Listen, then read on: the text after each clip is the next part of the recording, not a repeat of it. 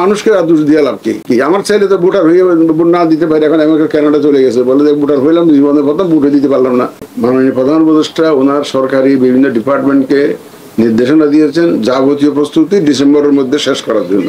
সেটাই বলছি, উনি সেটাই সম্প্রতি উনি নির্দেশনা দিয়েছেন। আমি ডিসেম্বরে নির্বাচনের কথা বলি নাই। ওই যে মাননীয় প্রধান উপদেষ্টা এই ধরনের একটা নির্দেশনা দিয়েছেন, ওনার ল এনফোর্সমেন্ট এজেন্সিকে বলেছেন যারা নির্বাচনের সাথে সম্পৃক্ত থাকবেন সবাইকে নির্দেশ দিয়েছেন আপনারা প্রস্তুত থাকবে, ডিসেম্বরের মধ্যে যাবতীয় প্রস্তুতি সম্পন্ন করুন। এটা ওনার নির্দেশনা। ওনার অসম্ভব মানুষ চাইলে অসম্ভব কিছু না, যদি আপনি চান এটা সম্ভব। আর এক্স্যাক্টলি চ্যালেঞ্জ যদি বলেন, কে প্রশ্ন করলেন যেন একজন বলেন যে নির্বাচনের চ্যালেঞ্জ তো বহুবিধ চ্যালেঞ্জ আছে, এবং নিত্য নতুন কতগুলো চ্যালেঞ্জ এখন আমাদের সামনে দেখা দিয়েছে যেগুলো আগে এত এইভাবে ছিল না। সবচেয়ে বড় চ্যালেঞ্জ হচ্ছে এখন মানুষের যে আস্থা ফিরিয়ে আনা নির্বাচন ব্যবস্থা, নির্বাচন কমিশন, নির্বাচন ব্যবস্থার উপরে মানুষের যে আস্থা ফিরিয়ে আনা, এটা একটা বড় চ্যালেঞ্জ আমাদের জন্য, সবচেয়ে বড় চ্যালেঞ্জ এটা। কিন্তু 2 নম্বর চ্যালেঞ্জ হচ্ছে ভোটারদেরকে ভোট কেন্দ্রমুখী করা।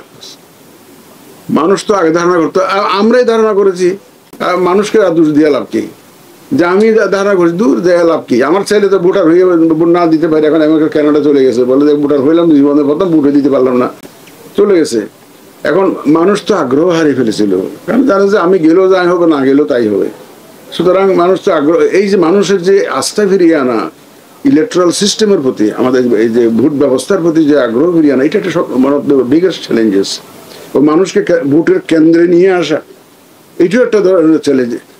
এই যে বিশেষ করে মহিলাদের, গ্রামাঞ্চলে মহিলাদেরকে ভোটের কেন্দ্রে নিয়ে আসা। স্থানীয় সরকার নির্বাচনে চেয়ারম্যান মেম্বাররা থাকে নিজেরা পয়সা টয়সা খরচ করে, বিভিন্ন চেষ্টা তদবির করে মোটামুটি একটা উপস্থিতি নিশ্চিত করে, কিন্তু ন্যাশনাল ইলেকশনে তো ওইভাবে ইফেক্টিভলি মোবিলাইজ করার লোক পাওয়া যায় না। এই জন্য এই ভোটারকে কেন্দ্রে নিয়ে আসা, এটা একটা বড় চ্যালেঞ্জ। আর সম্প্রতি একটা নতুন ডাইমেনশন যোগ হয়েছে আমাদের। আপনারা যারা ফর্মাল নিউজ চ্যানেলস আছেন, টিভি চ্যানেলস আছেন, প্রিন্ট মিডিয়া আছেন, ওনারা একটা দায়িত্বশীলতার মধ্যে থেকে কাজ করেন বলে আমি বিশ্বাস। আমি তো বাংলাদেশের তথ্য সচিব ছিলাম 20-21 বছর আগে, 2004 সালে আমি ইনফরমেশন সেক্রেটারি ছিলাম। তখনও তো দেখেছি মিডিয়ার সাথে মোটামুটি ভাবে একটা নর্ম এথিক্স এটা ফলো করার চেষ্টা করে নিজেদের থেকে। কিন্তু সোশ্যাল মিডিয়া বলে একটা জিনিস যে বাইরে হয়েছে, এইটা তো মানে এটা ফ্রি স্টাইলে চলছে, এমন ভাবে চলছে যে একজনে একটা ফেসবুকে অপতথ্য দিল বা ভুল তথ্য দিল, একটু যাচাই বাছাই না করে আর 1000 লোকে শেয়ার করে দিল। এটা যে কোনো কারোর বিরুদ্ধে হতে পারে। এটা আপনার আমার যে কোনো কারোর বিরুদ্ধে একটা এই ধরনের একটা দিয়ে দিল, ফেসবুকে দিয়ে দিল, এবং আরেকজনের যাচাই না করে এই তথ্যটা শেয়ার করে দিল, লক্ষ লক্ষ লোক জেনে গেল। এখন আপনি কি লক্ষ লক্ষ লোকের কাছে গিয়ে বুঝাবেন যে আমি আসলে এই দুষ্ট করি নাই, আসলে এটা ঘটনা ঠিক নাই, এখন বুঝাবেন? আপনি বলেন না। এই একটা জিনিস আমাদেরকে খুব ভাবাচ্ছে, ভীষণভাবে ভাবাচ্ছে। এই যে সোশ্যাল মিডিয়ার যে অপতথ্য এবং ভুল তথ্য যেটা, এটাকে মিস ইনফরমেশন অ্যান্ড ডিসইনফরমেশন যদি ইংরেজিতে বললে যেটা বলা হয়, এটা একটা আমাদের জন্য বড় থ্রেট হিসাবে এসছে। আর এআই, অ্যাবিউজ অফ এআই, কৃত্রিম বুদ্ধিমত্তা যে একটা জিনিস বাইরেছে এখন এক্স্যাক্টলি আমার ছবি, আমার কণ্ঠস্বর দিয়ে, আমার ছবি দিয়ে কিন্তু বক্তব্য প্রচার করা সম্ভব।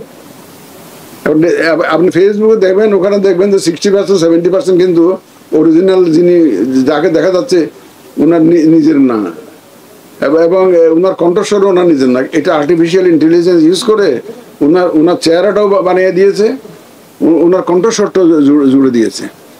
এই ইলেকশনে এই অ্যাবিউজ অফ এআই, এটা একটা আমাদের জন্য বড় চ্যালেঞ্জ হিসেবে দেখা দিয়েছে। এখন আমরা seriously we are working on it.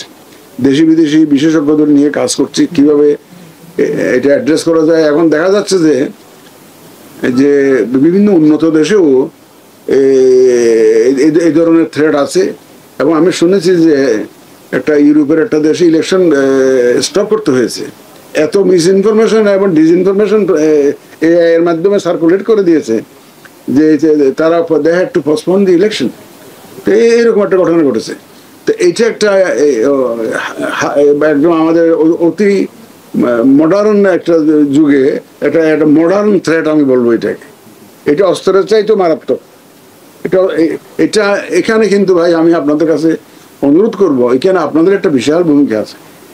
আপনাদের একটা বিশেষ যারা ফর্মাল চ্যানেলস আছেন, টিভি চ্যানেলস আছেন, প্রিন্ট মিডিয়া আছেন, যারা ফর্মাল সাংবাদিকতা যাদের পেশা, যারা আপাতমস্তক সাংবাদিক, পেশাদার সাংবাদিক, আপনার ওই জায়গায় হেড টু টো সাংবাদিক, আপনাদের একটা দায়িত্ব আছে এই যে এখানে এই ব্যাপারে একটু প্রচার প্রচারণা চালানো, মানে যে কোনো কিছু দেখলেই যে একটা বিশ্বাস করে শেয়ার করে দেওয়া, এটা যাতে না করে একটু যাচাই বাছাই করে এই যে ফ্যাক্টস চেক করে তারপরে যাতে মানুষ শেয়ার করে, এই বিষয়গুলো যাতে আপনারা একটু তুলে আনতে পারেন। যে মানে এই যে অপপ্রচার থেকে পুরা আমাদের ইলেকট্রাল প্রসেসটাকে যথাসম্ভব নিরাপদ রাখার জন্য আপনাদের ভূমিকা কিন্তু অত্যন্ত গুরুত্বপূর্ণ।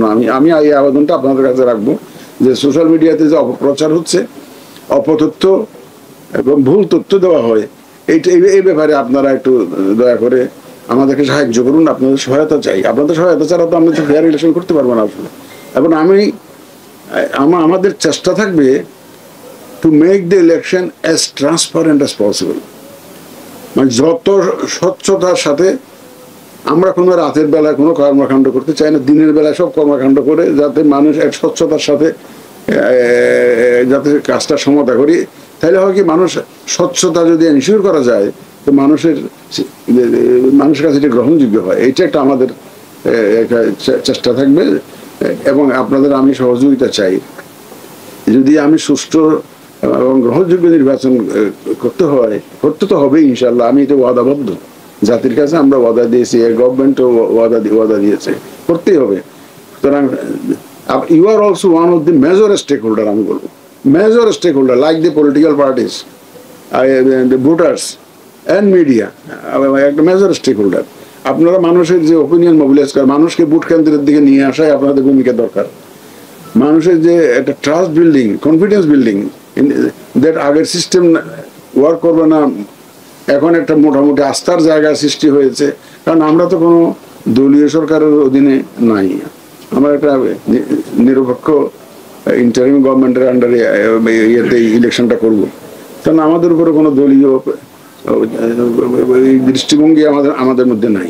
সুতরাং আমরা একদম ফেয়ারলি এটা করব। আর আমার চাওয়া পাওয়ার আছেটা কি ভাই, আমি কালকেও যশোরও এই কথাটা বলেছি মসজিদে দাঁড়িয়ে, এই বয়সে 73+ বয়স, যদি জীবনটাকে যদি আপনি ফজর থেকে মাগরিব ধরেন, আমি আসরের পর হয়ে গেছে, আমার নর্মাল আসরের পর হয়ে গেছে।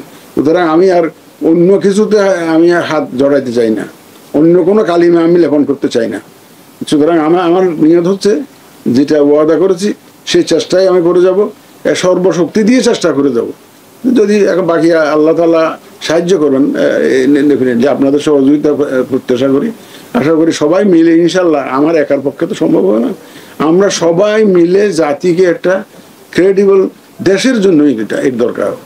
যদি আমরা একটা ক্রেডিবল সুষ্ঠু নির্বাচন দিতে না পারি, বাংলাদেশের ভবিষ্যৎ উইল বি আনসার্টেইন। একটা গ্রহণযোগ্য নির্বাচন যদি না হয়, তাহলে তো বাংলাদেশের ভবিষ্যৎ নিয়ে তো সমস্যা, দেশের সমস্যা। সুতরাং যারা দেশকে ভালোবাসে, আমরা সবাই ভালোবাসে, আপনারা ভালোবাসেন, রাজনীতিবিদরা ভালোবাসে, আমরা সবাই দেশের মঙ্গল চাই। সুতরাং দেশের যেহেতু মঙ্গল চাই, দেশের জন্যই, দেশের স্বার্থেই একটা গ্রহণযোগ্য নির্বাচন আমাদের সবাইকে মিলেই একটা অর্গানাইজ করতে হবে। আমি এই ব্যাপারে আপনাদের সহযোগিতা চাই।